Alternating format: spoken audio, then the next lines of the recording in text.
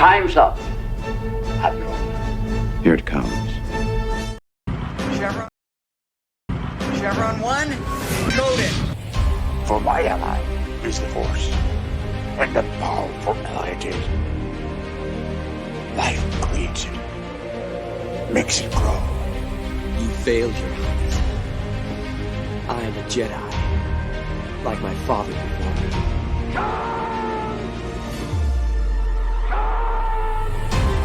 Cry hammer, and let's set the dogs of war. Chevron 2 is coded. Conan, what is best in life? Crush your enemies, see them driven before you, to hear the lamentation of your women. It's all in the reflexes. Paul also said you're heavy into martial arts, Tai Chi and all that killer stuff. I suppose we have to register you as a lethal weapon. Chevron 3 encoded. And somebody ought to belt you in the mouth. But I won't. I won't. The hell I will. Chevron 4 encoded. Do you expect me to talk? No, Mr. Bond, I expect you to die. Chevron 5 encoded. You take the blue pill. The story ends. You wake up in your bed and believe whatever you want to. You take the red pill. You stay in Wonderland. And I show you how deep the rabbit hole goes. Chevron 6 encoded. Not for while you can, monkey boy. Great Scott. Back off, man. I'm a scientist. You shall not pass! I thought I'd die fighting side by side with an elf. What about side by side with a friend? A day may come when the courage of men fails, when we forsake our friends and break all bonds of fellowship. But it is not this day.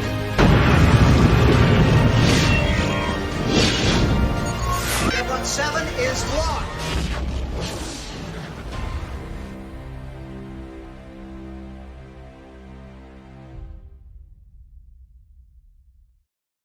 Howdy, one and all. Welcome to Saturday Night Drive-In. I am the primary host of this channel, Adam, living in bootleg land, the Renaissance nerd, because my computer got here, but it wasn't all quite right. That's a story for another time. So bear with me in avatar mode for the evening. I can't set up I had the camera, but it'll look stupid the way everything's designed, me leaning over constantly. So I apologize for my beautiful visage not being available. But we have Lady B here, so it'll be fun. And Jed's a ginger, so we don't care. Anyway, all right, guys, welcome to the return of Saturday Night Drive-In, Christmas edition, episode 1. For the next 3 weeks, our movies will be all Christmas editions, which means they have to have some Christmas relevancy. And one of them, some of them may or may not engender arguments, but you know, Die Hard, it's coming. Somebody's got to do it. I didn't. Oh, next week. Do it. Next week. I will say this now. It's my choice next week. We're doing Die Hard next week. Okay, good. Yeah, Die Hard is next week. Yes. And my computer should be back at full strength. Anyway, all right, guys, welcome. So first, let me introduce my co-host. As I said, he is a ginger. He is here. He wears a hat. He is Jed, the Hollywood Scholar. How you doing, Jed? I'm doing great. It's been a crazy couple days with a lot of all over the place news. So I always look forward to these shows with both of you all to talk about some good movies, at least sometimes good movies, and just chill, talk about old stuff because that's where it's at these days. Oh, yes. I just recommended a show to Jed that he hadn't seen before. What? And 12 Monkeys. Have you seen 12 Monkeys? TV show. I saw the movie. I haven't seen the TV show. Oh, the show is way better than the movie. I'm rewatching it right now. I picked it up last year for Christmas. All 4 seasons, Blu-ray, $28, good deal. And because I have nothing else to do, all the computer's basically not here. I can only do so much on the laptop. I'm like, hell, I'm going to watch 12 Monkeys again finally, and I'm enjoying the hell out of it. I recommend it.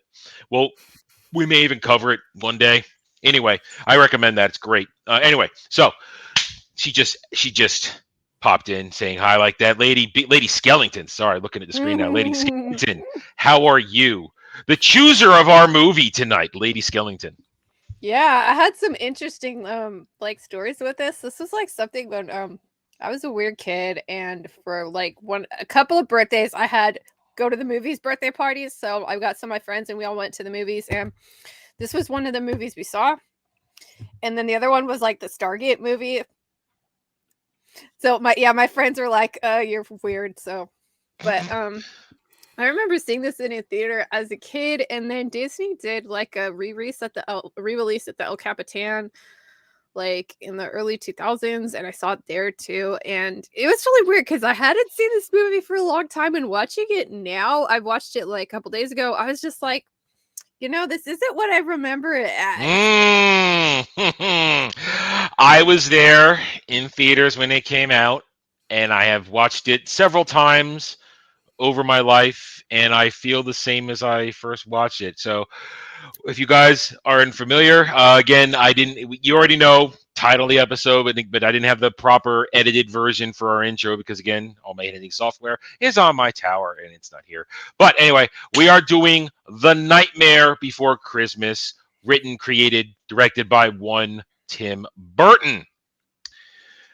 Let's just dive right in. Lady Dive right B, in. Did you like it? Like, you want me to tell you that now? Go for it. Like, we might as well. I hate this movie. Well, you guys got me with the Willow stuff, and I was totally afraid of that. I gotta say, revenge. It's revenge. This is Lady B's revenge porn, basically. This is revenge porn for Lady B. Because, like, you know what? I watched it again, and I'm like, I don't like this movie as much as I remember myself liking it. Oh, I've always hated this movie. I hated it the first time I saw it. I hated it every subsequent time I've seen it. I have never liked this movie.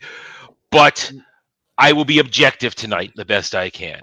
And Jed, this is your first time seeing it. Mm-hmm. Yeah, I feel like I bring a little bit different perspective to it. I finished it for the very first time about half an hour, 45 minutes ago for the first time.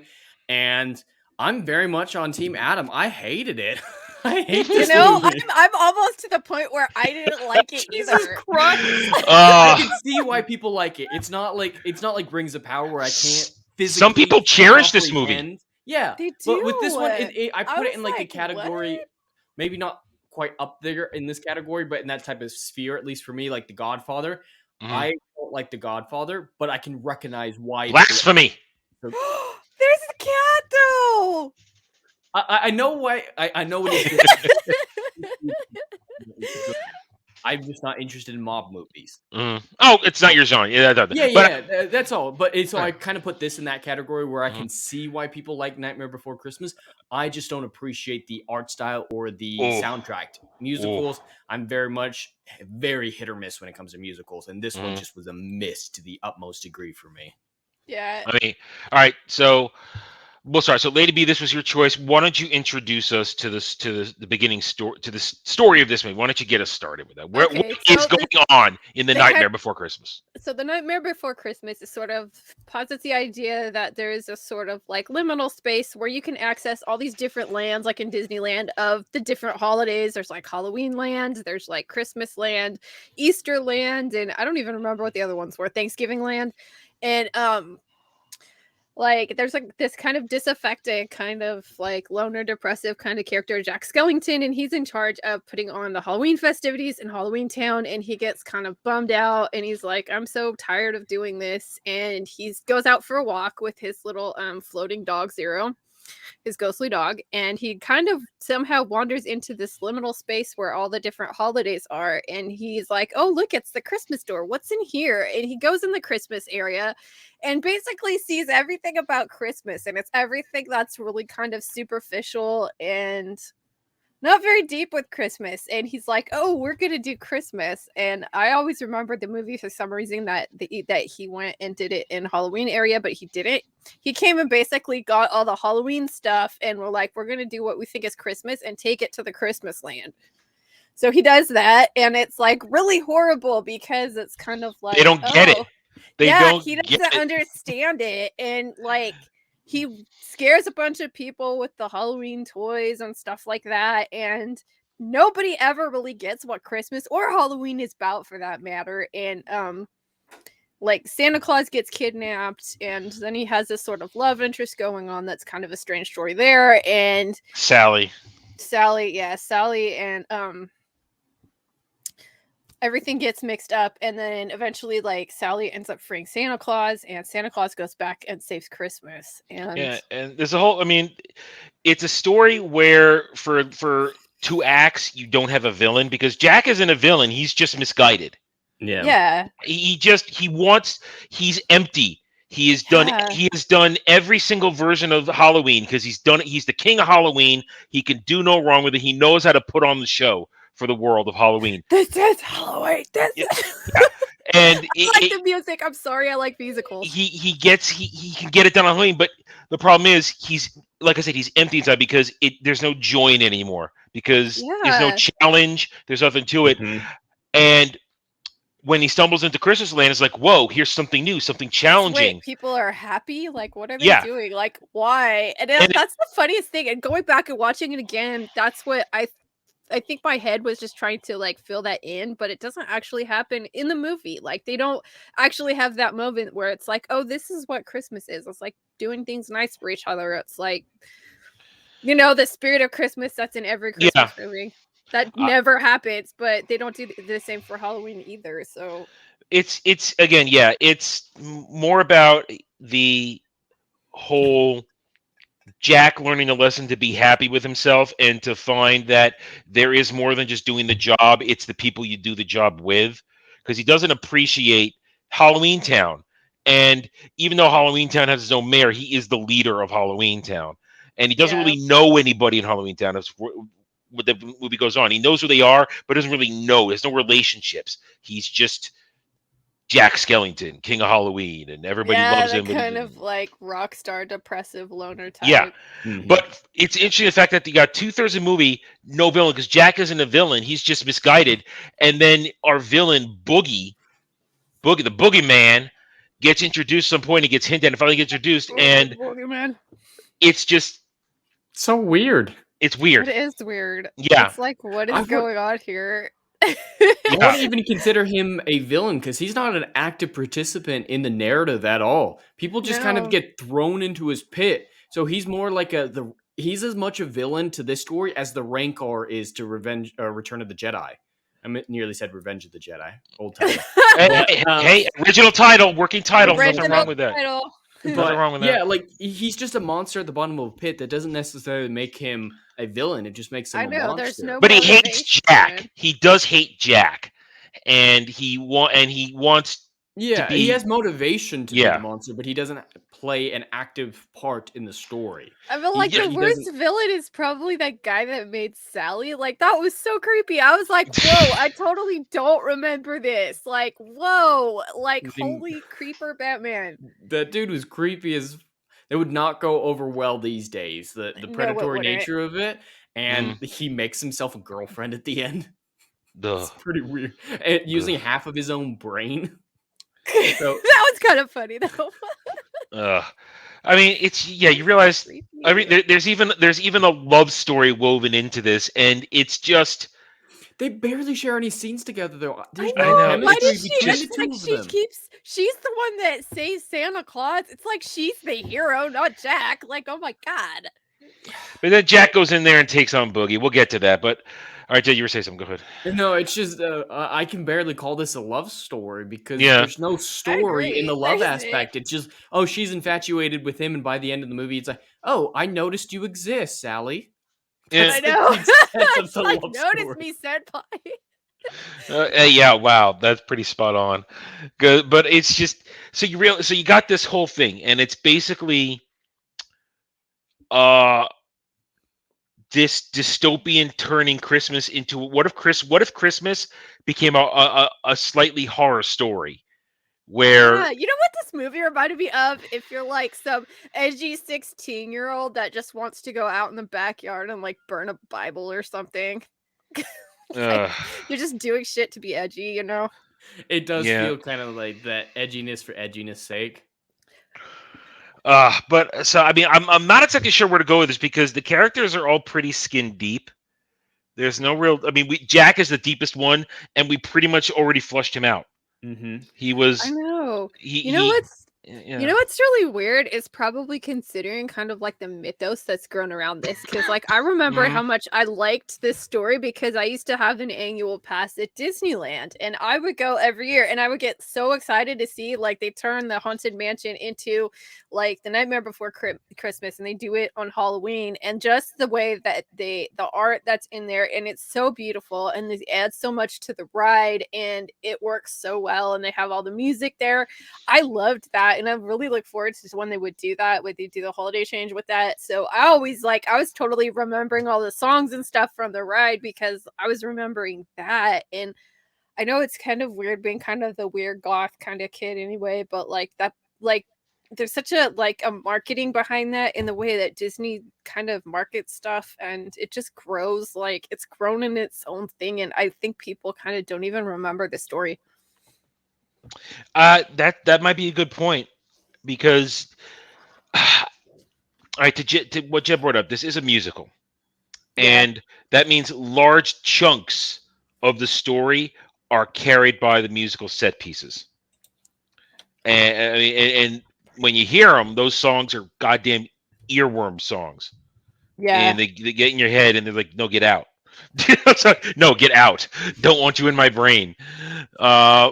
Now, so it's hard to say that the narrative flows in a certain way because every part, each act is pinpointed by particular songs. The whole movie starts with the "This is Halloween." I love that. This is Halloween. I guess my other thing that I could say why I like this is because like my birthday is literally the day before Halloween. So I'm always kind of like there with like you know when Jack's like, oh, it's just another Halloween and or it's a day. It's like this kind of holiday that just gets overlooked for other things, and you're just like, yeah, I feel that. Yeah, I mean, honestly, I'm not a big Halloween guy myself. I love Halloween. It's my favorite holiday, so which is good because then I don't get angry as my birthday gets overlooked or I have like costume parties all the time. But I love costuming. I like more of like a pagan myself. So that was the other thing that really disappointed me in the movie is it's like there's no like deeper meaning of what Halloween is. There's no deeper meaning of what Christmas is. It's just like if you walk through like a box store and you're like, oh, I think this is what these holidays mean. So I mean, but like I said, so we've already to characters. It's all pretty skin deep. We've already unpacked and repacked Jack. I mean, that's it. He realizes that there is virtue to his life if he just loves what he does, and there is more to it being just Halloween. It's being with his friends. So the story is supposed to center him, but then we've got. But was that even the story though? Because it's like he's so. Like, no, I always felt that was a story. I was watching it, and he's so like self-absorbed with himself. Like he's all, oh, I just did this, and like that first song that he says when he goes down on that little hill that kind of unwinds. It's like this guy's kind of an ass. Like.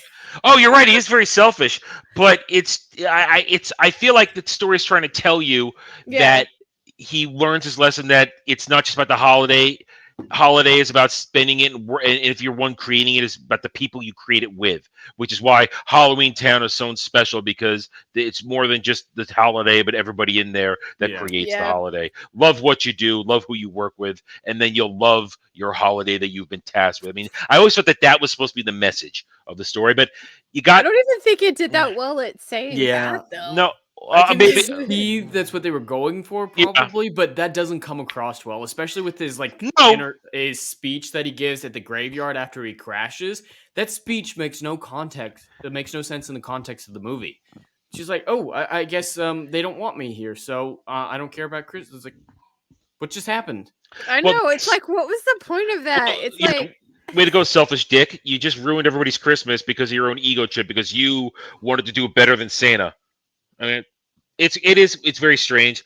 But then you got the rest of the cast. I mean, Sally, like you said, she got nothing. Go ahead. I like Sally. Sally had initiative. She was proactive. She was the one that was from the get-go trying to save Christmas. She was the one that's saying, Jack, you shouldn't do this. This is wrong. We need to stay in our own land. I think Sally's a real hero of this movie, but I can definitely see that. She's definitely the most consistent of characters. But just backtracking just real fast, I think what contradicts that as being the point of the people is the fact that it's Santa has to go save Christmas and then they all retreat back to Halloween Town. I think it would have got it more across if it didn't matter the holiday. Is if both worlds came together. I think that would be a more Yeah, solid that's way what of I selling kind of it. like, which is Well, weird like, because you we kind have of our think you ancient remember lines. this. It's Well, let me like ask some you guy this then. thought, I can't draw outside the lines. He tries Do to you draw f- outside the lines, and then he's pushed back. He's like, no, I need to conform. So it's more a conformity story than anything else. Do you feel like there's consequences then for any of this? Their actions No. in this, Not particularly. and you guys are you're on the record right now saying that nobody really learns their lesson, Yeah, except I'm full except on. I'm full on. You know why I said this movie? Because I was thinking of all the Christmas movies. I didn't want to say Die Hard because I knew somebody else would say that, and I couldn't think of anything oh, else. And I didn't. I would have gone something else. Trust me, I have plenty of movies, but Oh, I I've got would like 4 I want to choose yeah from. I still haven't decided. yeah. I know. I was thinking about this, and it kind of made me think about like a Halloween movie that came out that I really enjoy, even the sequels. But that's Hotel Transylvania. It's an awesome movie. I love it. I saw it in the theaters, and it just has so much heart. And it does the same thing with like the monsters and like, and it's had such a more like in-depth story, and the jokes weren't so weird. Like the situations in that weren't weird. And I'm just like. I kind of like the way I watched that recently, and then I was like, oh yeah, it reminded me of Nightmare Before Christmas, and it's just like my memories versus what this thing was are so different. Mm-hmm. Wow, it's like when did this come out? Like in the 90s or 93. something? 93. Yeah, Is it it's that like old? whoa, 30 years is like I feel so old. I Oh my thought it was god. from 2006. I'm not gonna lie. No, In my no, head, that's what I always thought it was. no. This is an ancient movie by our standards. This is Yeah, so like one thing I did like about the movie a lot was like the animation style. It's done in claymation, stop motion yeah. photography, which is really cool and nobody does that stuff anymore. And I saw at Disneyland and at the El Capitan Theater the actual like models that they made, and they were so cool cuz it's like they're about like this high, and they had the whole pumpkin thing, and it was just like I loved that artistic part of it. I just love seeing art like that when it's something isn't CG, when somebody either drew it or they sculpted it. I really enjoyed that part. It was kind of creepy looking, but I think it worked really well in the movie. Well, yeah. That's where I'm going to be able to be objective on this. I give the movie. I will say the movie does the stop motion animation is great. I may think that the style of the models are creepy as hell and not my thing, but they're done well. Yeah. Everything is well. The movie is animated well. It is directed well. It is voice acted well. The singing talent done well. I like the music a lot too. I know mean- that Jed's like musicals. Is it just because you don't like musicals or like It's hit or miss. Like I love old ones, like I mentioned in the pre-show, The Happiest Millionaire. Love that movie. Disney musicals, the old ones, love those. It is very hit or miss. Like I love yeah, the because this one's Newsies. Danny Elfman music. I was looking at that, and I haven't. He Elfman- doesn't done a lot of kind of like musical Mhm. score things, so I still like the But music. Though. Well, but going off what you said, Adam, like Yeah. I can really appreciate the quality of the animation. I can respect it. I just don't Yeah. appreciate it. Like Yeah. claymation, I've You never don't really enjoy enjoyed it. Yeah, I know what like you mean. I'm claymation. like, I've never liked claymation. Yeah, we I could don't be think it's objective that and say expressive. the overall quality of the movie is top notch. Mhm. I mean, this is the end of the Disney Renaissance. It's in '93, the tail end of the Disney Renaissance. They spared no expense. They put out an outstanding product. It's just the content of the product that I have a problem with. Very Yeah. Avatar. Beautiful visuals, but the story is as Uh-oh. generic as it gets. We are Like, gonna have a lot to talk about with that in the coming couple weeks. Oh, I'm yeah. sure. A I have Jack so many story feelings is a about that. cliche, and so Yeah. is It is. Avatar. So yeah, Yeah. I think that's a perfect comparison. And the style of it, the quality of the animation or the technical achievements made in it kind of affected people's overall enjoyment and opinion of the story as well. So I think that's actually a decent comparison is between the two. So aside from Jack and Sally, who else was of note in this movie? I mean, we mentioned Boogie. Boogeyman, Everyone else the was just mayor. gimmicks. Yeah, it it's was. It felt like very, very shallow, and like the three people, like the little kids. I was like, those God, little they're monsters, freaking evil. I little was like, bitches. I Yeah, was actually surprised at how like just like I know this is kind of a PG movie or something. I was just like, this shit's like evil. yeah. Now I am going to say I do like, I like one scene in the entire movie when Jack goes after Boogie. Jack versus Boogie.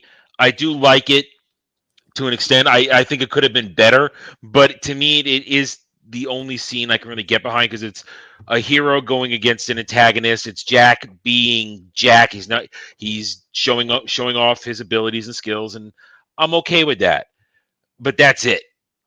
I don't Yeah. really enjoy any other scene in this movie because as a guy who likes musicals, I like musicals from the 30s and the 40s and the 50s, a little bit in the 60s. It starts to get a little later in the 60s, but I am all about musicals.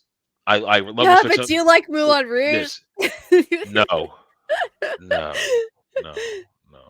La La Land. I If hate I'm La if La I'm Land. if Oh I'm God, no. no, Ah! I'm sorry. I give me something like Seven Brides for Seven Brothers. Over anything Yes, like that's a that. classic. Anything, and yeah, I mean, I got it right on my shelf behind me, Yeah, or I don't- anything Howard Keel did back in the day like that.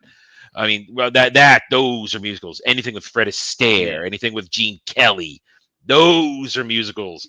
So, and I don't, and Lady B likes this music, and she's allowed to. I don't like the music in this movie.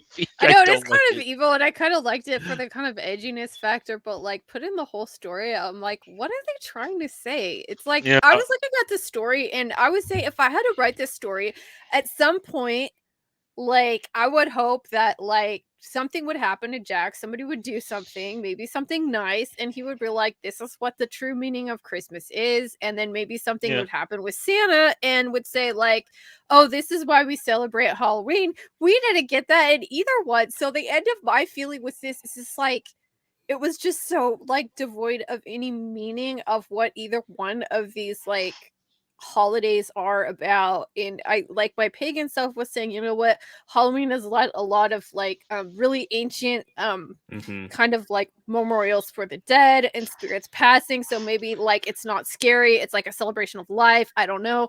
And then Christmas like is the same thing, like there's a lot of different stuff with Christmas, and This It's all season of thematic content. There's no thematic there's content in no this theme movie. at No. all. It's just Mm-mm. like if I had to say the theme of the story was just like straight up like postmodernism and Mhm. materialism. Like you just Very much so. oh, And it was conformity. depressing when I watched it. I was Yes, like, this movie what? is horribly depressing because it's so dour and sour, and it's and like you said, they're trying to supplant Christmas with Halloween spooky crap, and it's like And no, that's not even what Halloween is no, about. it Like isn't. at all different levels too. I was like, oh my goodness. And then I was like, oh, I wish I would have picked this movie, but it's good because it's gotten so much where we have so much to talk about. And Well, we're ripping on it, so we've been ripping on it for half an hour now. I mean, it's just I now listen. Like we said, I can understand. Some people hold this movie very in cherished place, and that's fine. I just don't understand. Like you said, how is this a good Christmas movie? Because it's not. or a good any kind of movie because it's just so like Yeah, it's not. It's not. Nobody empty. learns a lesson. Nobody learns a lesson. Nobody learns Nope. like you said, the spirit of Christmas, the season of giving and forgiving. And it's just, I'm not, and Jack didn't learn his lesson.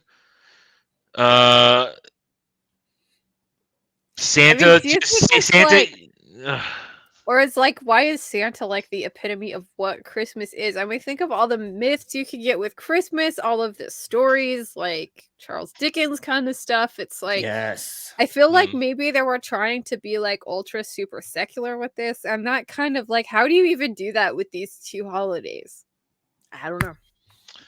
Jaden Hamilton, you have to understand, if you watch an actual musical from the golden age of Hollywood, nobody just stops and breaks out in song. It's woven into the narratives of the story, and it's beautiful, especially I done with. felt like they did it in this movie too. It was just like, what were they singing about? Like, This Is Halloween is a really good like one because it introduces like Halloween.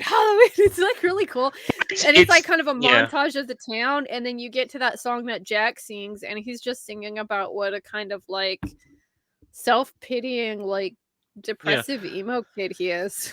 Yeah, but in like a real musical, it adds to the narrative, and as I mentioned names, you have to bring it back with what I mentioned, a movie like Seven Brides, Seven Brothers. You have the ultimate in quality, Howard Keel, and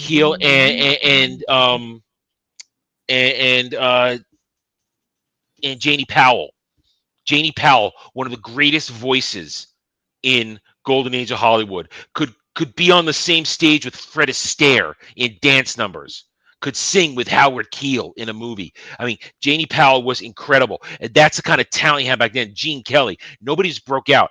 And when you watch a real musical and you watch the power of that talent, you realize you're watching. And that's how I always refer.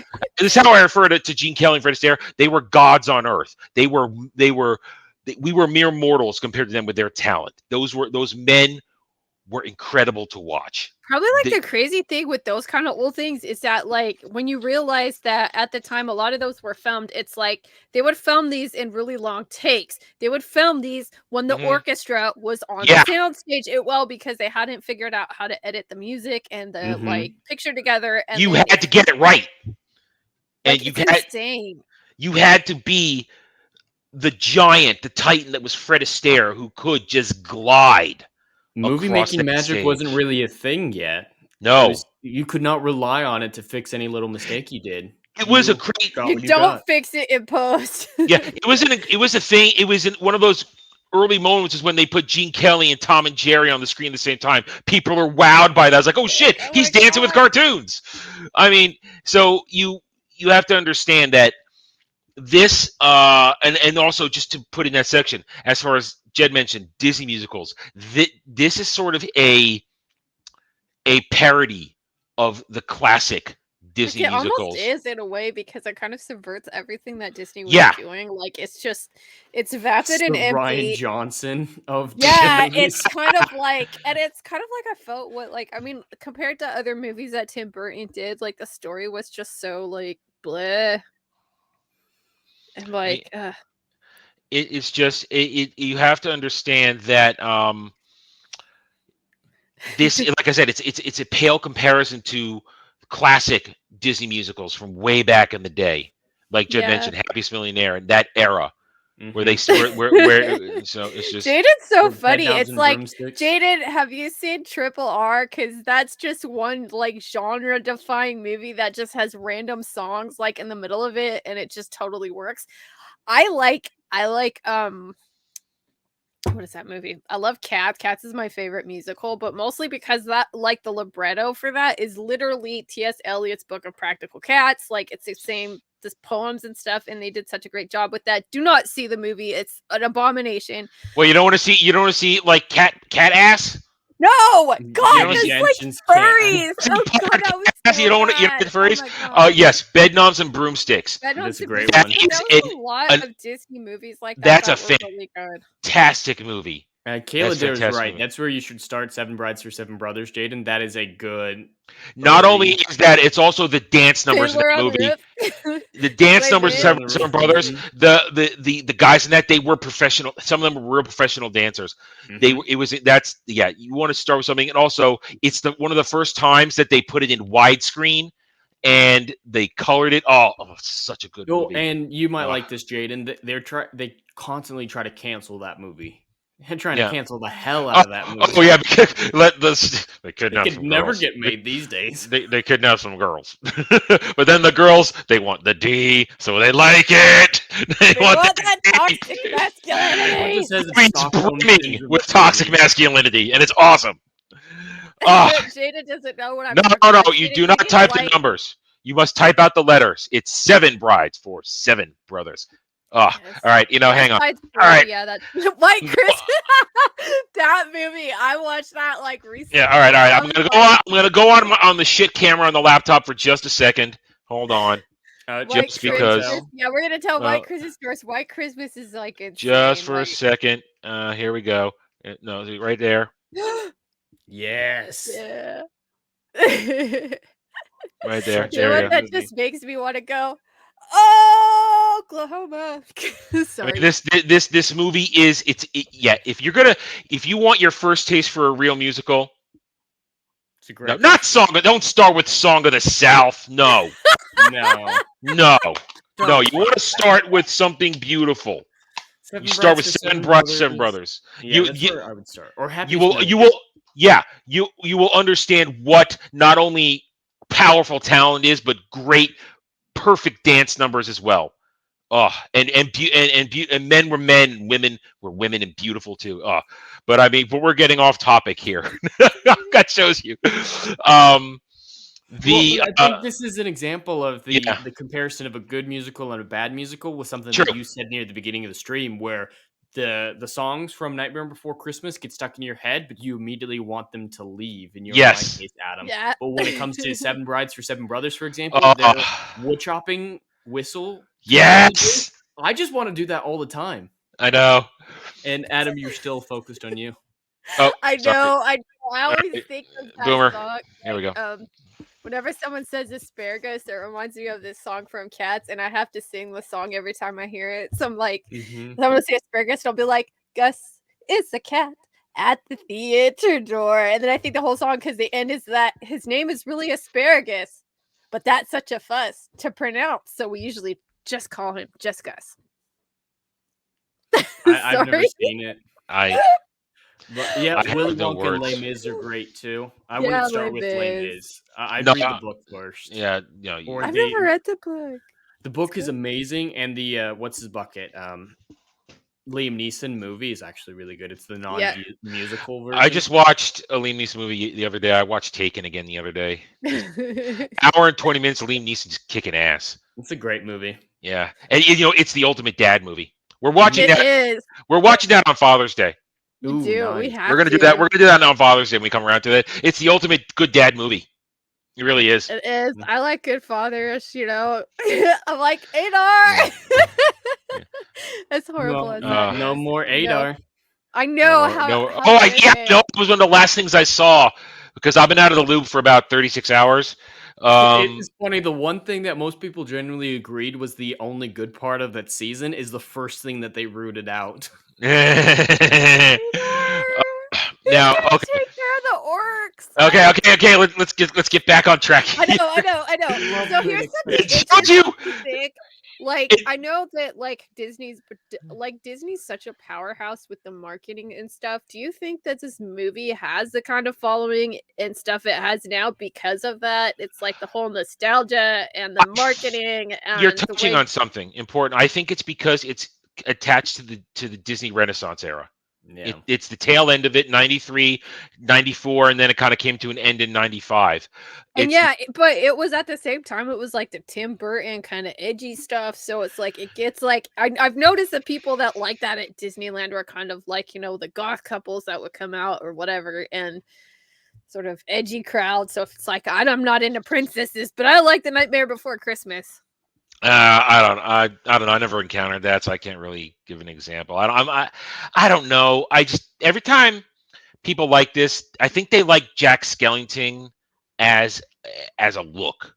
Yeah, I think that's what I was getting at. As that, it's become more of an aesthetic. It's more like, well, I like the people that like the villains or like whatever. It's just like I don't like princesses and stuff, but I like this movie. I mean, that's what it kind of felt like for me, because it was always kind of like the edgy Disney stuff. So, yeah, you may be onto something there. Because again, it's the Jack Skellington is a good-looking character. That's where it gets point. His design is good. He moves well. He interacts with the environment well. I like his look. I just don't like him, and I don't like his world, and I don't like his story. He's nasty. Mm-hmm. I was just so surprised when I watched this, and I'm like, oh my god, the guys are going to be thinking that I like this movie. Well, I got the hint of it when the other day you mentioned, I'm not so sure about this. I was like, okay. I know. I was just very like, oh, I got to pick something out. And I was like, well, this is it's all right. It's all right. It's all right. I like Halloween. Hey, at least you didn't make me watch 20 episodes of a horrible anime like Anime Man did, and he was afraid. He was afraid I What was going to anime kick him was off. that? Ghost, some anime called Ghost Stories. He was afraid I was going to kick him off the panel for that because it was so bad. I'll make you watch Initial D. Just watch it. That was me with Initial D One way back Punch in the Man. day. God, Yeah. I hated One Punch Man. I'm sure they're going to make me watch that eventually. I've never seen it. They're going to make me watch it eventually. It's one of those ones I've avoided because it's not something I'm interested in. I don't even know about the show. Raj, we're doing Mob Psycho season 1. It's I saw the live action of that. It's fine. Mob Psycho 100. Yeah. I haven't seen it. I always, it's never the thing, but Jose chose it, so everything should be back up and running on my computer by the time we get to that. But it's all right. It's all right. We got plenty of time to torture each other with movies. But this one, it was as soon as you announced, I'm like, okay, it'll be lively because I've got my eternal take on it. Hasn't changed in 30 years.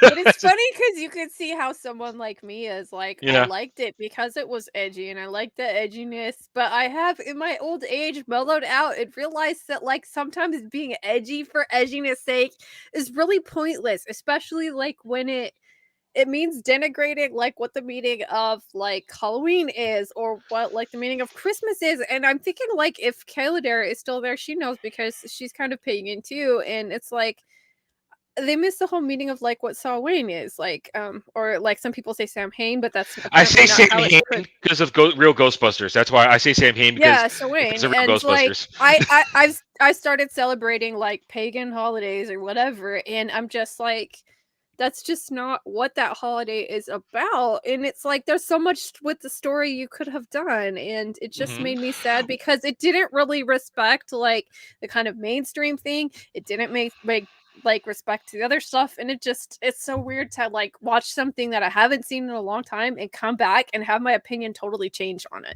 Well, that's fascinating too. Now, what gets me in the movie also is that how after everything goes to pot and Santa's rescued or freed, and basically, it's all he does is swap everything out and everything's okay again. Yeah, it's like, oh, it's fine. That's what I'm talking about. Is the message of the movie is conformity.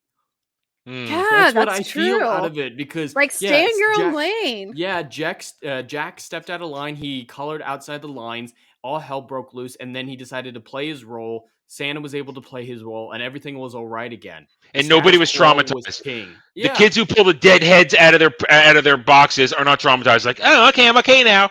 No, that's PTSD freaking shit, man. Pull a shrunken head, demon head out of your freaking present box. You're scarred for life. Just switching it with the puppy isn't gonna fix that. Yeah, I know. That's just the superficiality of this movie. It's like, okay, we could give you a present and everything is fine. To your point, that's why it's like a cheapened version of Disney at that point because they're parodying themselves.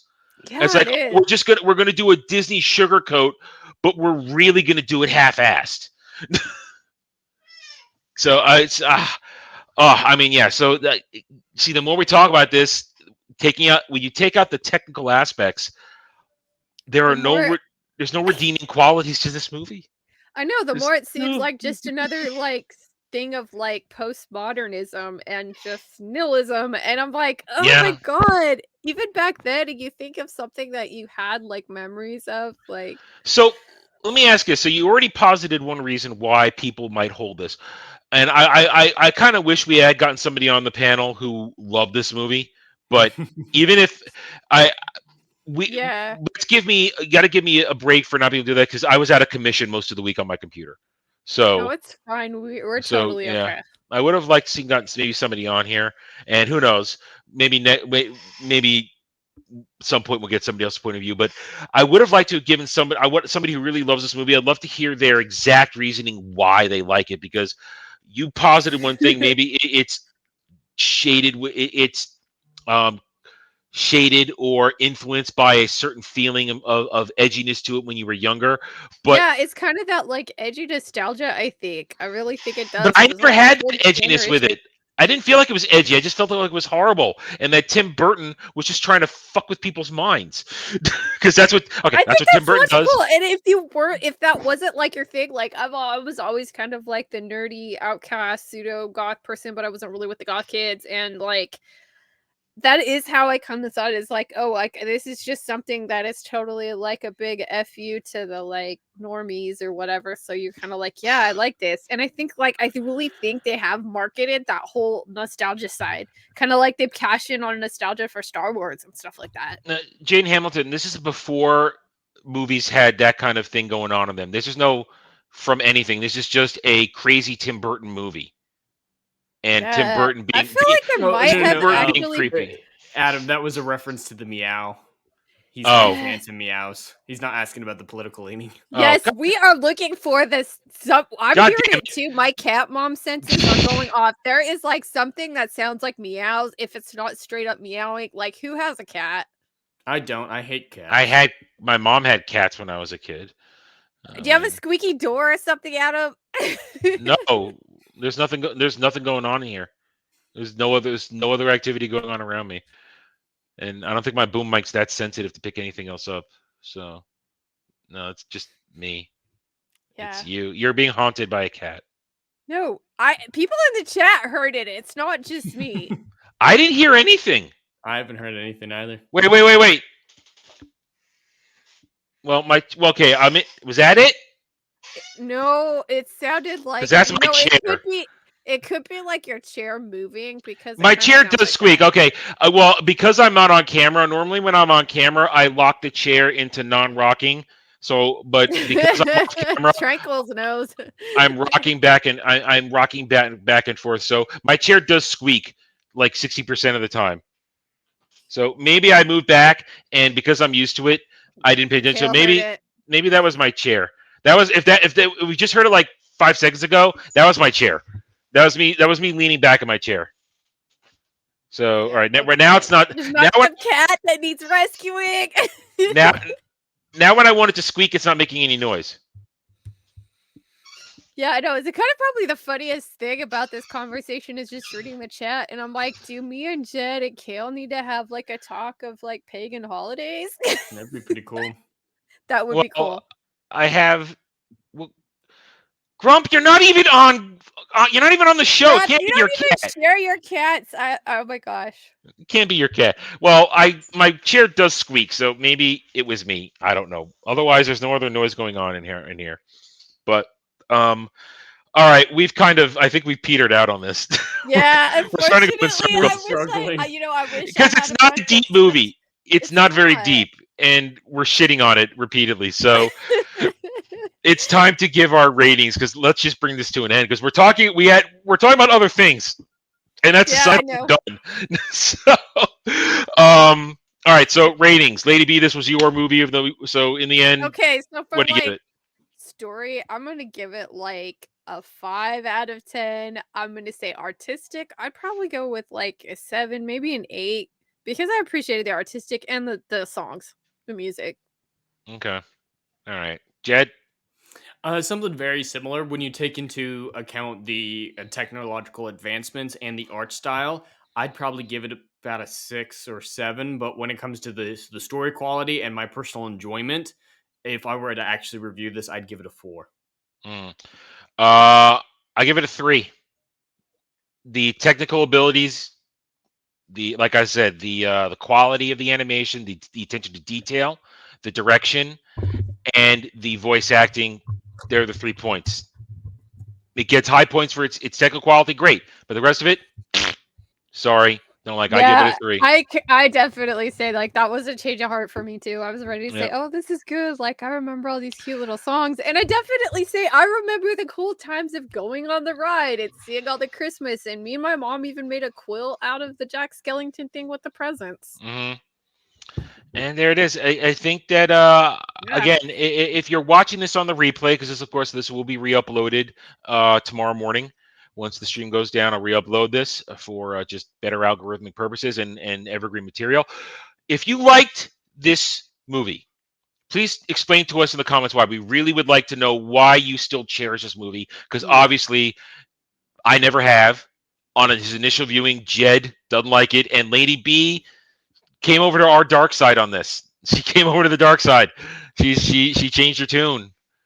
It did not hold up in her memory from her memories. It did not hold up at all, and I'm not afraid to say it. Like Yeah. I'm always saying, like even if there's something horrible and I think that it's something good, I'll say it. It's like, well, we I did. saw good things. It has the dragon or Willow or something. Like, yeah. We complimented its technical qualities. We gave it top grades on its technical qualities, but that's not going to carry the movie. We didn't like the story. It does the themes and the tacky. Yeah, if you want a good Halloween, like if you want a good Halloween movie, like Hotel Transylvania, that's great. And I if thought you the want, first one was fine. That's the only one I've seen. I never seen those. I never It's watched so those. funny. It's like if you're just in the mood for like a lighthearted, like children appropriate movie, it's cute. Like the jokes in it are funny. It's like it probably does what like this movie couldn't like do. So I would definitely, if you're watching this on the replay, let us know in the comments. Why do you like this movie? We really would like to know. I'd like to add to that. That's genuine because it's not like Rings of Power where I genuinely think you have something wrong in your head if you like this. But this movie, like I can see why someone would like this movie. So I genuinely do want to know what. And I've heard for years people love this movie, and I go, but I mean, I'm not going to trash him for it. I've never had a real discussion. Kind of like it's like I somebody. didn't like Willow, but it's like I can still pick out good parts of the story and can totally see why people would like that. But dogs, I still see those dogs sometimes, you guys. Oh my god. But we want to know. It's just curious. We would like a genuine answers. Why do you like this movie? It's just because we want the opposite opinion. Simply because guess what? Everybody's opinions matter.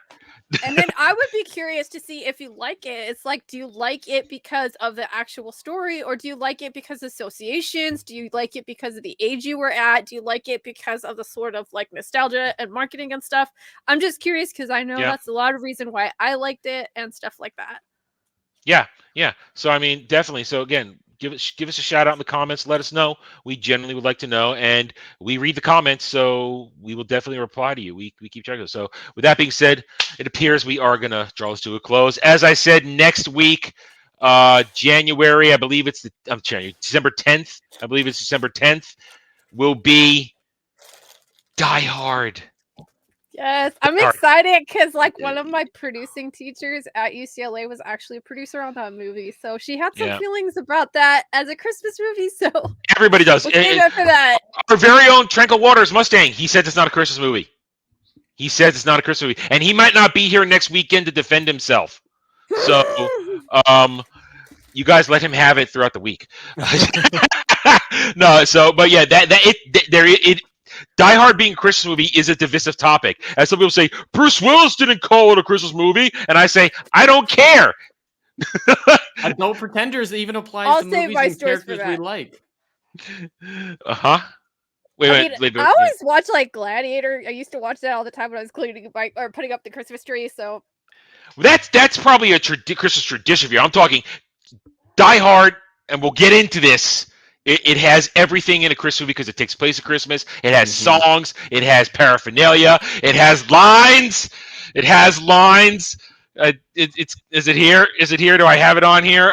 Yes. Now I have a machine gun. Ho, ho, ho. Love it. It's so hot. Yes. All right. See, Die Hard. See, now we're already excited. We're going to go on forever about that. We're going to wax poetic next week. Die Hard next week.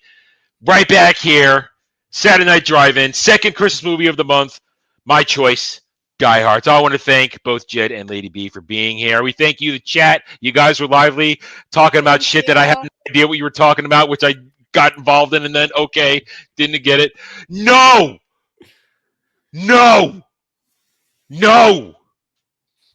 young man, you must. It's the definitive action movie and a Christmas movie. No, it is not like Violent Night. Do not compare those two.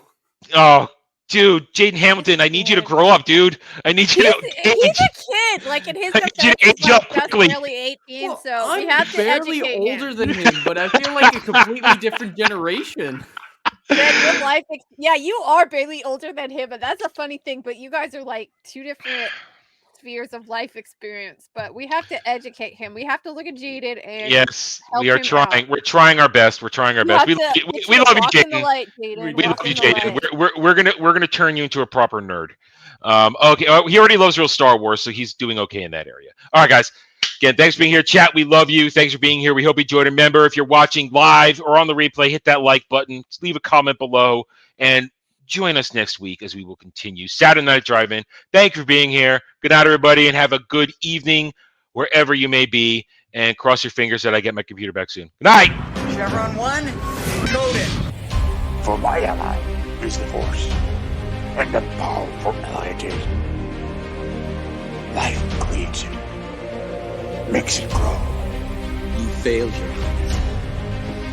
I am a Jedi, like my father before me.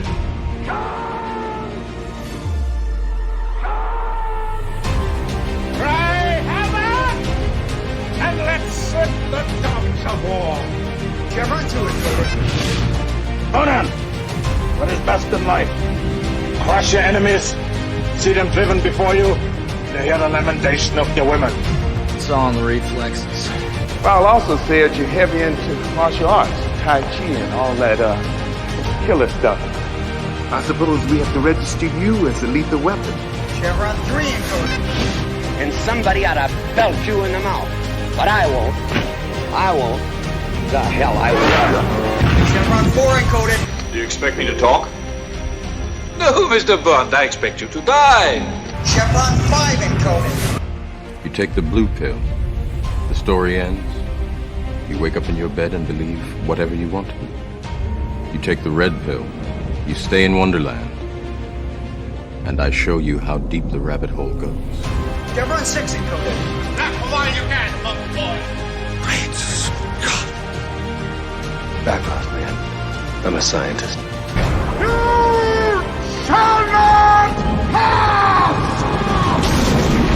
I thought I'd die fighting side by side with an ally. What about side by side with a friend? A day may come when the courage of men fails, when we forsake our friends and break all bonds of fellowship. But it is not this day.